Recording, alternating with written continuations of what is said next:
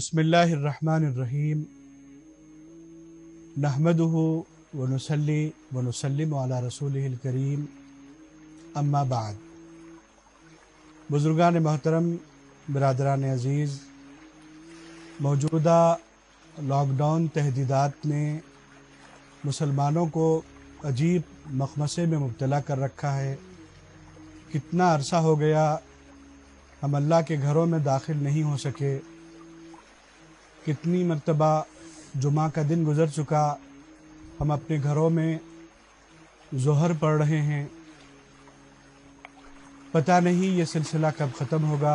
सबसे पहले आजिज़ाना तौर पर हम अल्लाह से रुजू होते हैं और दुआ करते हैं कि बारी ताला हम पर अपने दरवाज़ों को खोल दे। अगर हमारी कोताहियों की वजह से हम पर ये हालात मुसल्लत हुए हैं तो मौला हमें माफ़ फरमा। तो रहमान है, रहीम है।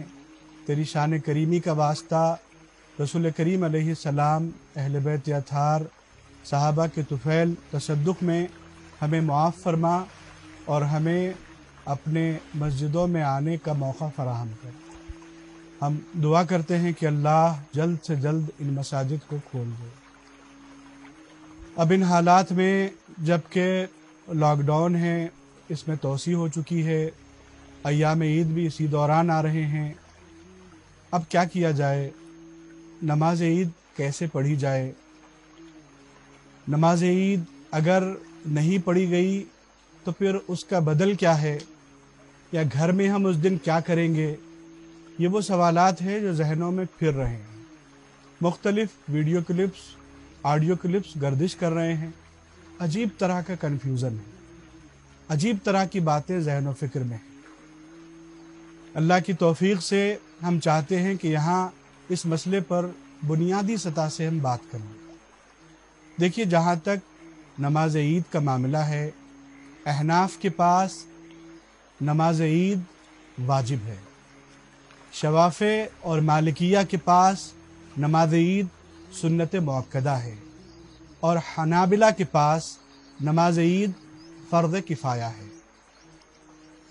नमाज ईद में तकबीरात की जहाँ तक बात है, अहादीस के एतबार से इस सिलसिले में भी इख्तिलाफ़ है उलमा के दरमियान, और ये इख्तिलाफ़ उम्मती रहमतुन के ज़ुमरे में है।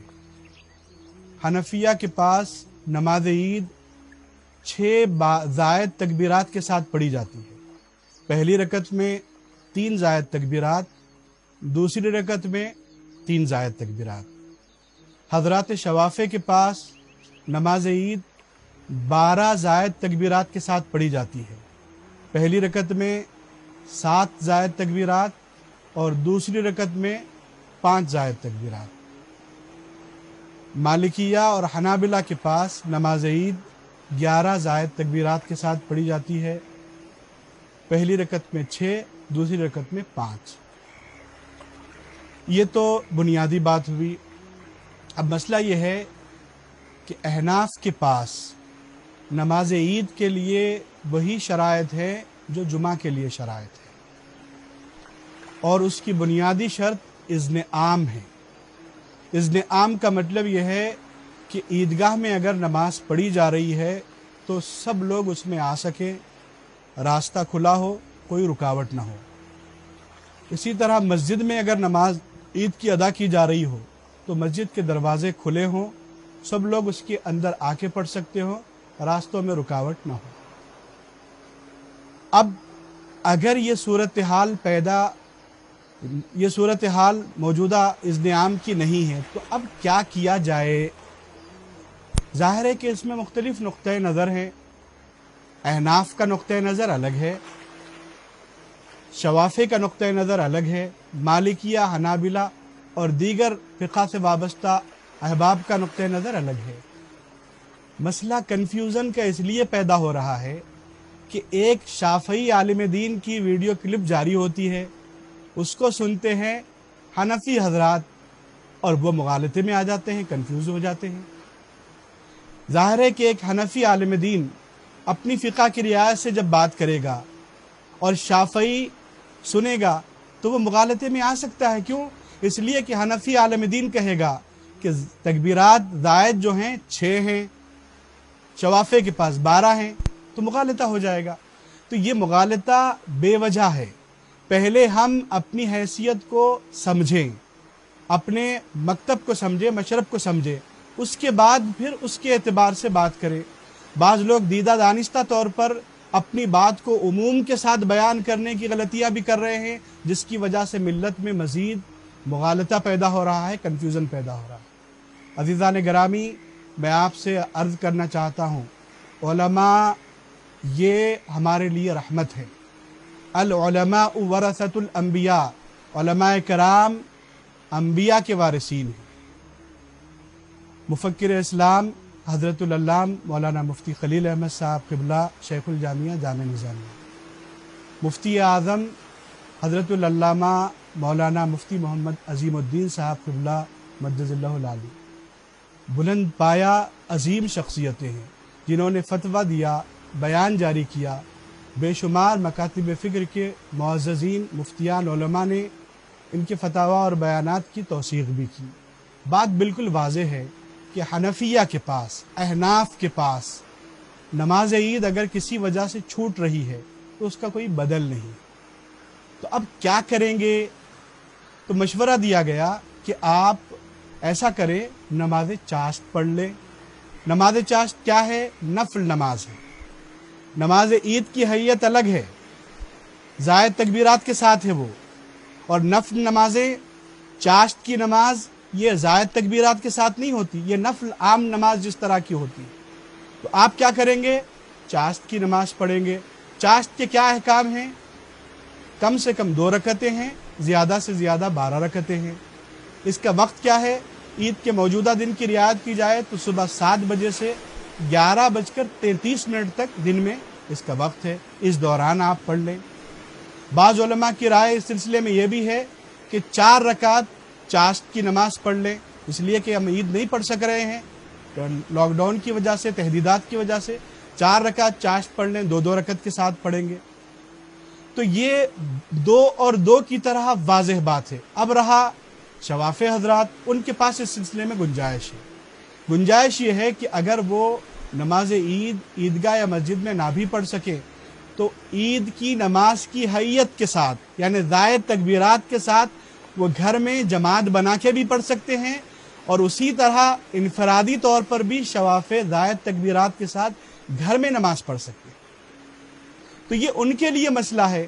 تو کوئی شافعی حنفی حضرات کی بات سن کے کنفیوز نہ ہو، کوئی حنفی شافعی حضرات کی بات سن کے کنفیوز نہ ہو۔ اللہ ان حالات سے ہم سب کو نکالے گا۔